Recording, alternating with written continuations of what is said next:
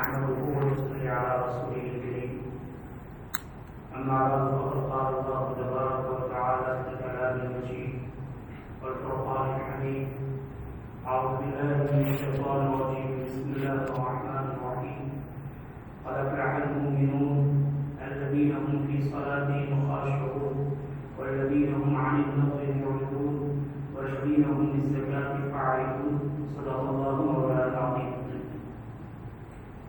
میرے محترم بھائیوں، دوستوں اور بزرگوں، قرآن کریم میں یہ ارشاد فرمایا گیا والذین هم للزکاة فاعلون.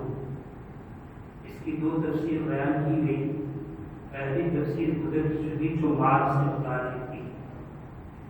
دوسری تفسیر یہ ہے کہ انسان اپنا تزکیہ کرے، اپنے قلوب کی صفائی کرے. وہ لوگ جو دلوں کی پاکیزگی اختیار کرتے ہیں وہ کامیاب ہو گئے.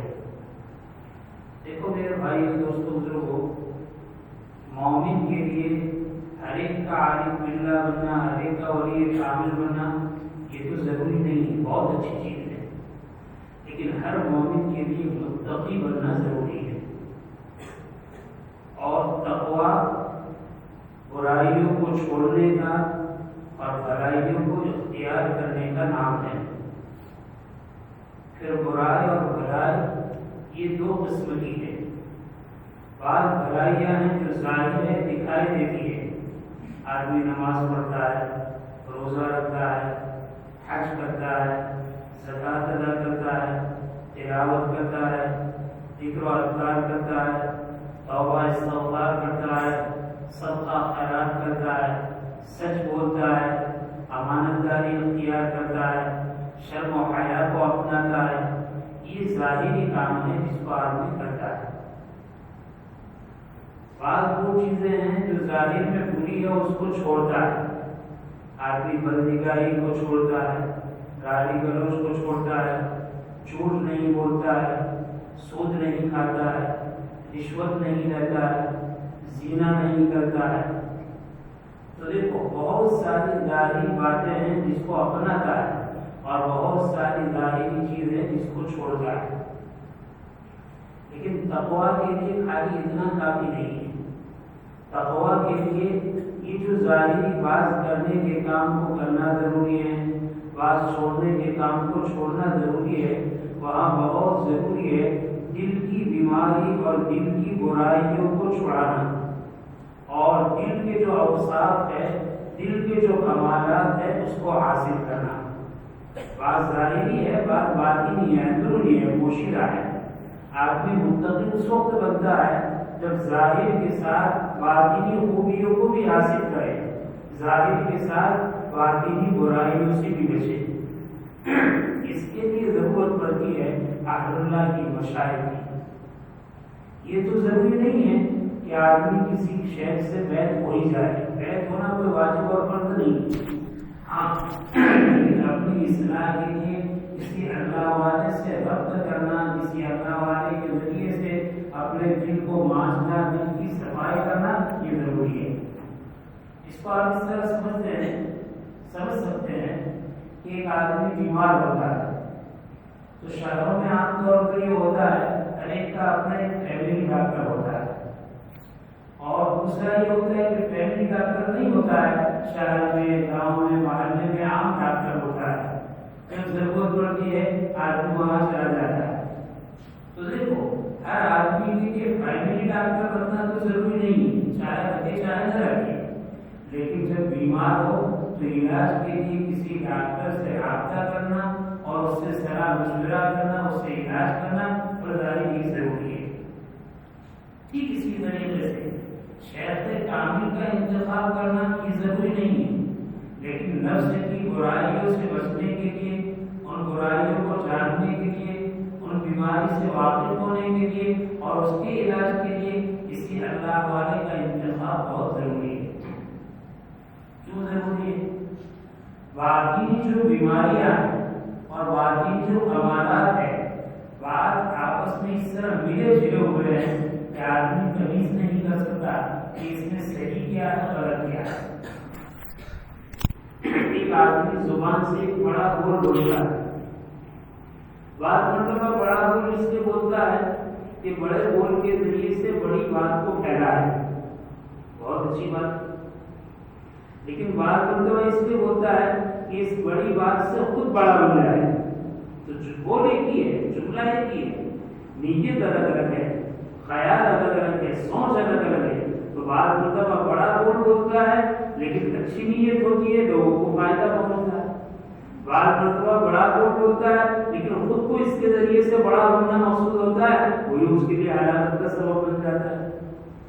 اب یہ جو بول رہا ہے وہ واقعی میں اچھی نیت سے، اچھے ارادے سے، اپنی اصلاح کے لیے اور اپنے بھائیوں کے لیے فائدے کے لیے بول رہا ہے، یا بری نیت سے، برے ارادے سے، اپنے روح کو بٹھانے کے لیے، اپنی حیثیت کو بنانے کے لیے، اپنے مرتبہ اور مقام کو بنانے کے لیے بولتا ہے۔ یہ تمیز اہل اللہ کرتے ہیں، یہ تمیز ہمہ شمار کا کام نہیں، اور یہ بہت ضروری ہے۔ جب تک آدمی دل کی باطنی بیماریوں کی طرف متوجہ نہ ہو، اس کا ظاہر کتنا ہی اچھا ہو، اس ظاہر کا کوئی اعتبار نہیں ہے۔ ہاں، باطنی بیماری کو پکڑ لے، باطنی شہر کو پکڑ لے اور اس کے ذریعے سے تمیز کر لے تو پھر وہ کامیاب ہے۔ دہلی میں ایک بہت بڑی مسجد میں حکیم محمد حضرت تھانوی نور اللہ برکاتہ وہ بیان کے لیے بیٹھے، دل میں ایک بات آئی، بہت بڑے اللہ کے ولی حاجی امتیاز اللہ معاذ مکی رحمۃ اللہ علیہ کے خلیفہ ہیں اور بہت بڑے عالم ہیں۔ تو جب مجلس میں بیان کرنے کے لیے بیٹھے، بہت بڑی مجلس تھی اور بہت بڑی مسجد بھی تھی اور مجمع بھی بہت زیادہ تھا۔ دل میں ایک بات آئی، عجیب بات آئی، اصلاح کی بات آئی، خیر کی بات آئی۔ حضرت کی زبان سے یہ نکلا کہ آج میں آپ کو ایک ایسی بات بتا رہا ہوں جو شاید کوئی نہ بتایا، اور پھر یہ بھی فرمایا یہ بات اسی وقت تعالیٰ کی طرف سے میرے دل میں القاء ہوئی ہے، اس لیے میں کہتا ہوں کہ شاید میرے علاوہ کوئی نہ بتائے۔ دو باتیں نہیں، ایسی بات بتا رہا ہوں جو کوئی نہ بتائے، اور پھر بتایا کہ ایسی بات بتا رہا ہوں جس کو اللہ نے میرے دل پر ڈالا ہے، القاء کیا ہے، ہو سکتا ہے آپ کے دل میں نہ آئی ہو اور کوئی یہ بات نہ بتائے۔ اتنا بڑا شیخ وقت اور عالم ربانی، انہوں نے یہ بات کہی کہ اہل اللہ تھے، اہل اللہ کی صحبت یافتہ تھے، پھر خاموش ہو گئے۔ خاموش ہونے کے بعد پھر گردن اٹھائی تو کہا استغفر اللہ استغفر اللہ استغفر اللہ۔ میں نے کیا دعویٰ کر دیا؟ میں نے یہ دعویٰ کر دیا کہ میں ایسی بات کہوں جو بات کوئی نہ بن رہا ہے، اور پھر اس کو میں نے مضبوط کیا دلیل سے کہ اس وقت اللہ نے میرے دل میں القاء کی ہے۔ یہ تو دعویٰ ہے کہ ایسی بات میرے علاوہ کوئی نہ بتا ہے، اور یہ تو دعویٰ ہے کہ پھر یہ میں اپنی طرف سے نہیں، اللہ کی طرف سے القاء کی ہوئی بات کہہ رہا ہوں۔ آگے نہیں، دعویٰ ہے، یہ دعویٰ اچھی چیز نہیں ہے۔ پھر کہاں دیکھو میں آپ لوگوں کو گواہ بنا کر کہتا ہوں کہ میں نے آپ کے سامنے دعویٰ کیا، استغفار بھی آپ کے سامنے کرتا ہوں، استغفر اللہ استغفر اللہ استغفر اللہ۔ تو میرے بھائی اتنا بڑا عالم اور اتنی بڑی بات نہیں، لیکن بات کرنے کے بعد فوراً متوجہ ہوئی کہ یہ بات میں جو کہہ رہا ہوں اللہ کی طرف سے القاء ہے یا میری طرف سے بڑا ہے، شیطان کی طرف سے تو کوئی آمیزش نہیں ہے کہ بات تو اچھی کہلائے اور اپنا مقام بڑھائے کہ اشرف علی کے علاوہ کوئی ایسی بات نہیں کہے گا، اور اشرف علی کے دل میں ہی ایسی بات القاء ہوئی۔ یہ جو چیز ہے، ان چیزوں کی تمیز کے لیے اہل اللہ کی ضرورت پڑتی ہے۔ اسی لیے میرے بھائی باطنی کمالات ایسے ہیں کہ باطنی کمالات کا سرا اچھائی اور برائی ملی ہوئی ہے۔ جیسے میں آپ سے کہوں تکبر ہے، آدمی تعالی کرتا ہے، تکبر کرتا ہے میرے جیسا کوئی نہیں۔ اور دوسری چیز ہے آدمی تواضع اور عاجزی انکساری اختیار کرتا ہے، اپنی بالکل نفی کرتا ہے۔ تواضع بہت اچھی چیز ہے، تعالی اور کبریائی انسان کے لیے بہت بری چیز ہے۔ لیکن آپ دیکھیں ایک اور چیز ہے عزت نفس۔ ہر آدمی کو اللہ تعالیٰ نے اس کی ذات کے اعتبار سے جو عزت عطا کی ہے اس کو ذلیل کرنا جائز نہیں۔ تواضع یہ تو پسندیدہ ہے، لیکن اپنی ذات کو ذلیل کرنا ہی جائز نہیں. کوئی اچھی بات کہنا یہ تو بہت اچھی ہے، لیکن اس میں کبر اختیار کرنا بہت برا ہے. تو دیکھو یہ دو چیزیں قریب قریب ملی ہوئی ہیں کہ دعویٰ ہو تکبر کا تو بہت بری چیز ہے، اور تکبر کا دعویٰ نہ ہو اصلاح نفس ہو تو بہت اچھی چیز ہے. اسی طرح تواضع عاجزی انکساری بہت اچھی چیز ہے، لیکن عاجزی انکساری میں اتنا گرا دے کہ اپنے آپ کو ذلیل کر دے، یہ اچھی بات نہیں.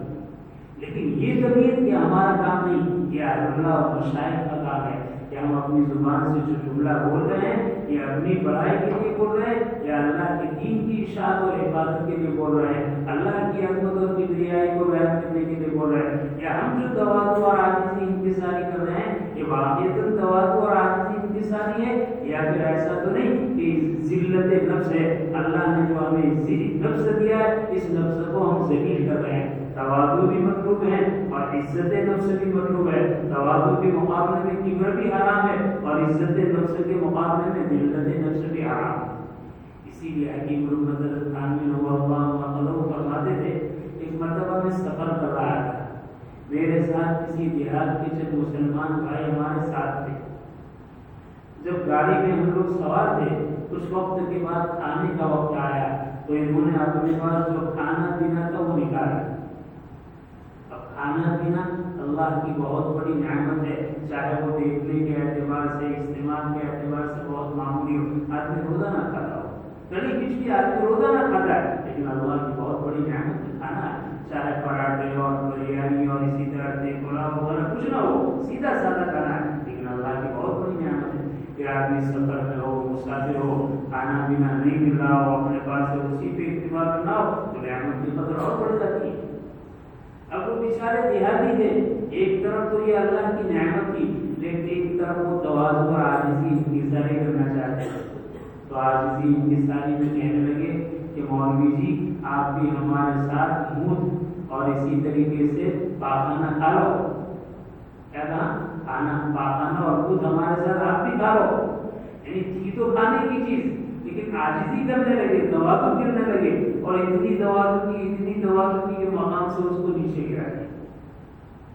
تو دیکھو یہ کہنا چاہیے کہ بھائی کھانے کی چیز ہے، کڑی کی چیز ہے، جو اسی کو نام لیتے، لیکن انہوں نے کہا منہ اور اگنا اور اتنا یہ کھا لو، یہ تواضع جائز ہے.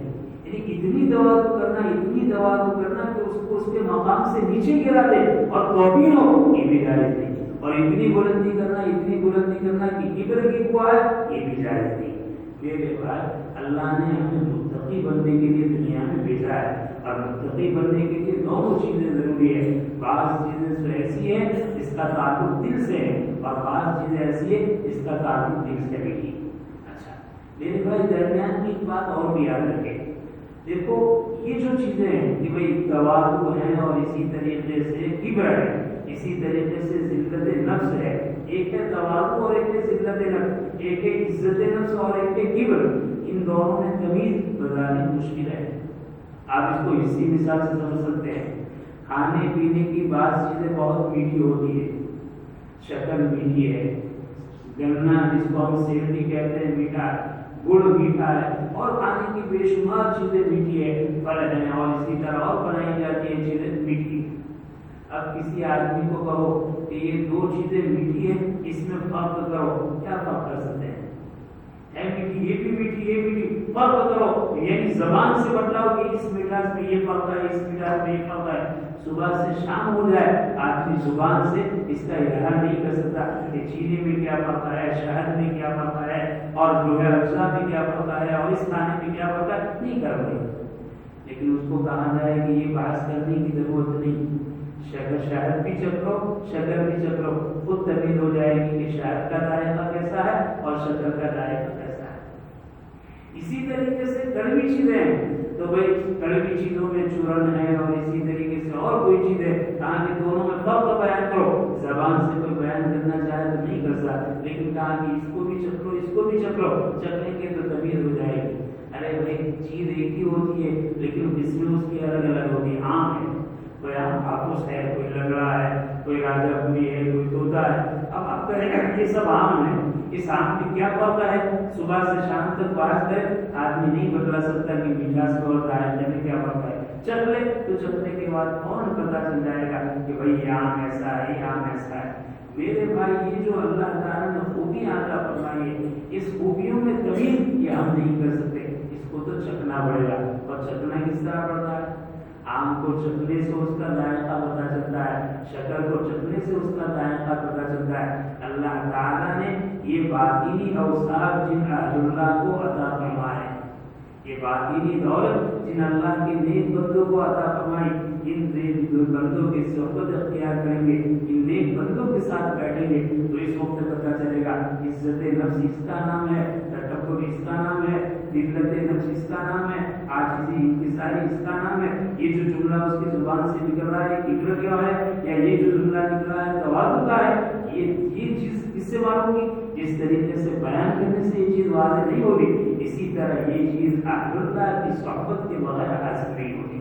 بہت بڑی ضرورت ہے آدمی تقوی حاصل کرنے کے لیے صرف وظائف کا ایک ارادہ کر لے، یا صرف اسی طریقے سے تلاوت کا ارادہ کر لے، یا نمازیں پڑھ لے، یا ظاہری اچھائی کو اختیار کر لے اور ظاہری برائی کو چھوڑ دے. لیکن دل کی جو کیفیتیں ہیں، دل کے جو اوصاف ہیں، ان اوصاف کی طرف توجہ نہ کرے، میرے بھائی کبھی بھی یہ چیز حاصل نہیں ہوگی.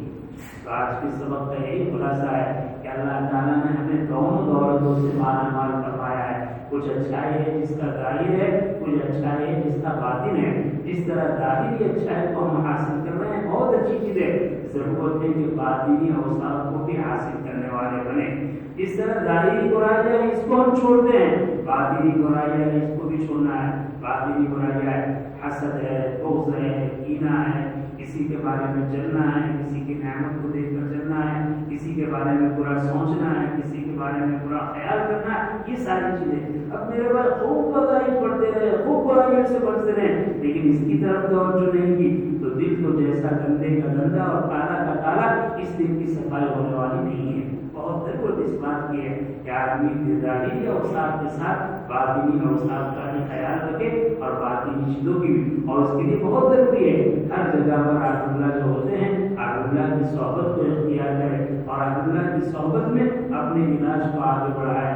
جب تک یہ چیزیں نہیں ہوگی میرے عزیز بھائیوں، خالی ظاہر کو پکڑنے سے آدمی تقویٰ کے درجے کو نہیں پہنچ سکتا. حق تعالیٰ شاہ نے جو باتیں کہلوائی، حق تعالیٰ نے عمل کی توفیق نصیب فرمائے. دیکھو اللہ تعالیٰ متقی بندوں کو جنت میں داخل فرمائے گا. اور تقوی کے لیے نہ صرف ظاہر کافی ہے، نہ صرف باطن کافی ہے، ظاہری اوصاف بھی ضروری ہے اور باطنی اوصاف بھی ضروری ہے. نہ صرف ظاہری برائی کو چھوڑنا کافی ہے، نہ صرف باطنی برائی کو چھوڑنا کافی ہے، ظاہری برائی کے ساتھ باطنی برائی کو بھی چھوڑنا کافی ہے. خلاصہ کلام یہ میرے بھائی، دنیا میں آپ کو بعض آدمی ایسے نظر آئیں گے کہ ظاہری خوبیاں اور کمالات بہت ہیں، لیکن دل کا بگاڑ دیں گے تو حد سے زیادہ، حسد حد سے زیادہ، بے حیائی حد سے زیادہ، اور اسی طریقے سے کینہ حد سے زیادہ، بغض عداوت حد سے زیادہ، کسی کے خلاف زبان دراز کی عادت، کسی کے خلاف غلط سوچنے کی عادت حد سے زیادہ. میرے بھائی اس کی ظاہری خوبیاں آدمی کو کامیاب نہیں کریں گی. اسی طرح آپ دیکھیں گے بعض آدمی ہے جس کا باطن بہت اچھا ہے، ہر ایک کے لیے خیر خواہی ہے، لیکن اس کا ظاہر بہت برا ہے، چوری ہے، غیبت ہے، گالی گلوچ ہے، ظلم و زیادتی ہے. میرے بھائی یہ بھی بربادی ہے. ضرورت اس بات کی ہے ہم اپنے ظاہر کو بھی ٹھیک کریں، اپنے باطن کو بھی ٹھیک کریں، ظاہری کمالات کو بھی حاصل کریں، باطنی کمالات کو بھی حاصل کریں، ظاہری برائیوں کی چھوڑے اور باطنی برائیوں کو بھی چھوڑے. اللہ تعالیٰ نے جو باتیں کہلوائی، اللہ تعالیٰ سب سے پہلے مجھے اور پھر ہم تمام سامعین کو اس طور سے مالا مال فرمائے. آمین. وآخر دعوانا الحمدللہ رب العالمین. الحمد لله رب العالمين عدد خلقه ورضا نفسه وزنة عرشه ومداد كلماته. اللهم نعوذ بك أن علمنا كلما أثنيت على نفسك. اللهم صل على محمد كلما ذكره الذاكرون وصل على محمد كلما غفل عن ذكره الغافلون. ربنا آتنا في الدنيا حسنة وفي الآخرة حسنة وقنا عذاب النار. ربنا ظلمنا أنفسنا وإن لم تغفر لنا وترحمنا لنكونن من الخاسرين. ربنا لا تزغ قلوبنا بعد إذ هديتنا وهب لنا من لدنك رحمة إنك أنت الوهاب. إلهي اپنے فضل و کرم سے ہمارے جو معاملے کو قبول فرما، ہمارے ہمارے گناہوں کو معاف فرما، ہماری خطاؤں سے درگزر فرما، ہمارے سیئات و حسنات سے مؤجر فرما۔ اے اللہ ہم تو ظاہر اور باطن کی بات کر رہے ہیں، ہمارا تو ظاہری خراب ہے، ہمارا تو ظاہری بندہ ہے۔ اے اللہ زندگی کو دور کرنے والی ذات آپ کی ہے۔ اے اللہ ہمارے ظاہر کو بھی سوار دیجیے، ہمارے باطن کو بھی سوار دیجیے۔ اے اللہ ظاہری خوبی اور کمالات سے بھی مالا مال فرما، باطنی خوبی اور کمالات سے بھی مالا مال فرما۔ ظاہری برائیوں سے بھی ہمیں اے اللہ سچی پکی توبہ نصیب فرما، اور باطنی امراض سے بھی ہمیں سچی پکی توبہ نصیب فرما۔ اے اللہ قلوب بہت گندا ہے، اے اللہ گندگی کر کر کے اتنا گندا ہو چکا ہے، ہر خیر اس کو سمجھنے نہیں آتی اور ہر شر کی طرف لپکتا ہے۔ اے اللہ یہ ہمارے دلوں کا حال ہے، اے دلوں پہ پاک کرنے والا خدا ہمارے دلوں کو پاک کر دیجیے، ہمارے اعمال کو پاک کر دیجیے، ہمارے احوال کو پاک کر دیجیے، ہمارے افکار کو پاک کر دیجیے، ہماری نظروں کو پاک کر دیجیے، ہماری زبان کو پاک کر دیجیے، سر سے پتے بال سے لے کر پیر کے تلے تک ایک ایک عضو کو گناہوں معاصی سے پاک کر دیجیے، ظاہری اور باطنی امراض سے پاک کر دیجیے۔ اے اللہ اپنا تعلق نصیب فرمائیے، اپنی معرفت نصیب فرمائیے۔ اے اللہ مغفرت کا اشرا شروع ہوا ہے، اسباب مغفرت جمع کرنے کی توفیق عطا فرما دیجیے۔ اے اللہ اسباب لعنت سے ہماری حفاظت فرما دیجیے۔ اے اللہ ہم گندے تھے، گندے ہیں، اے اللہ مغفرت سے کوس و دور ہیں، اے اللہ ہمارے پاس کوئی عمل نہیں ہے، اے اللہ آپ کے فضل سے آپ کے دربار میں ہاتھ اٹھائے ہیں، اے اللہ ہم اپنے لیے مغفرت طلب کرتے ہیں، اپنے والدین کے لیے مغفرت طلب کرتے ہیں، اپنے بھائی بہنوں کے لیے مغفرت طلب کرتے ہیں، پوری امت مرحومہ کے لیے مغفرت طلب کرتے ہیں۔ اے اللہ پوری امت کی مغفرت فرما، پوری امت کی مغفرت فرما، پوری امت کو رحمت سے مالا مال فرما، آپ سے چھٹکارا نصیب فرما، ہر خیر کو مقدر فرما، ہر شر سے حفاظت فرما۔ اے اللہ ان کی پریشانیوں کو دور فرما۔ اے اللہ سب سے بڑی پریشانی بے دینی ہے، سب سے بڑی پریشانی گمراہی ہے۔ اے اللہ جس کا احساس دل سے جا چکا ہے، اے اللہ ہم مال کی کمی کو پریشانی سمجھتے ہیں، اسباب کی کمی کو پریشانی سمجھتے ہیں، اے اللہ گھروں کے مال اور اسباب کی کمی کو اے اللہ ہمارے لوٹنے دیے، اے اللہ واقعی میں خسارہ اور نقصان سمجھتے ہیں۔ اے اللہ ان مومن کا سب سے بڑا نقصان معرفت الہی کا سلب ہو جانا ہے، نبی سے تعلق کا ٹوٹ جانا ہے، سنتوں سے بہت ضروری ہے، آپ کی نافرمانی کی راہ آسان ہو جانا ہے۔ اے اللہ امت کا بہت بڑا خسارہ ہے، اے اللہ امت کو اس کا احساس نصیب فرما۔ اے اللہ امت اپنے اعمال کی وجہ سے آپ سے خود موڑ چکی ہے، آپ کے حبیب کے طریقے کو چھوڑ چکی ہے۔ اے اللہ ہمیں آپ کی فرمانبرداری نصیب فرما، زندگی کے ہر شعبے میں نبی کریم صلی اللہ علیہ وسلم کی سنتوں کو زندہ کرنے کی توفیق عطا فرما۔ اے اللہ آپ نے جو باتیں کہلوائی، اے اللہ ہم سب کو اس پر عمل کی توفیق عطا فرما۔ اے اللہ ہمیں اس کا احساس نصیب فرما، اس کی فکر نصیب فرما، اس کی قرآن اور قدر نصیب فرما، اس ضرورت کو ضرور سمجھتے ہوئے اس کے مطابق ہمیں اپنی زندگی گزارنے کی توفیق عطا فرما۔ اے اللہ ہم خیر کو مقدر فرما، ہر شر سے حفاظت فرما۔ اے اللہ ہمارے پریشان حالوں کی پریشانیوں کو دور فرما، بے روزگار کو روزگار نصیب فرما۔ اے اللہ بے اولاد کو اولاد عطا فرما، نافرمان اولاد کو فرمانبردار اور مطیع بنا۔ اے اللہ بے جوڑ کو جوڑ عطا فرما۔ اے اللہ ہماری ساری ضرورت کو آپ ہم سے زیادہ جانتے ہیں، اے اللہ ہماری ضرورت کو پورا فرما۔ اے اللہ ہمیں جو قرضدار ہیں ان کے قرض کی ادائیگی کی شکل پیدا فرما۔ اے اللہ جن کو کاروبار اچھل چکے ہیں، اے اللہ ان کو جما دیجیے۔ اے اللہ جو بڑے بڑے قرضوں میں ڈوب چکے ہیں، بظاہر نکلنے کے کوئی اسباب نہیں ہے، اے اللہ آپ مسبب الاسباب ہیں، اے اللہ آپ مخرج اسباب نہیں ہیں، اے اللہ ان سب کو نکال دیجیے۔ اے اللہ ہر خیر کو مقدر فرما دیجیے۔ اے اللہ اس عالم میں اے اللہ مساجد مساجد دینیہ، مکاتب قرآنیہ، مدارس دینیہ، خانقاہ و مراکز تبلیغ، اے اللہ تیرے نظر میں جو بھی خیر کے کام ہیں، اے اللہ ان سب کام کرنے والے اور ان کے مراکز کی پوری حفاظت فرما، خیر کو مقدر فرما۔ اے اللہ امن سلامتی اور عافیت کو مقدر فرما۔ اے اللہ اس ملک میں امن سلامتی مقدر فرما، جہاں کہیں دنگا فساد اس کو ختم فرما۔ اے اللہ مظلوم کی دستگیری فرما، ظالم کو روک لے، ظالم کی قوت کو توڑ دے، اے اللہ ظالم کو عاجز کر دے، اے اللہ مظلوم کی دستگیری فرما۔ اے اللہ ہم سب آپ سے ہدایت کا سوال کرتے ہیں، اے اللہ ہمیں ہدایت عطا فرما، پوری امت کو ہدایت عطا فرما۔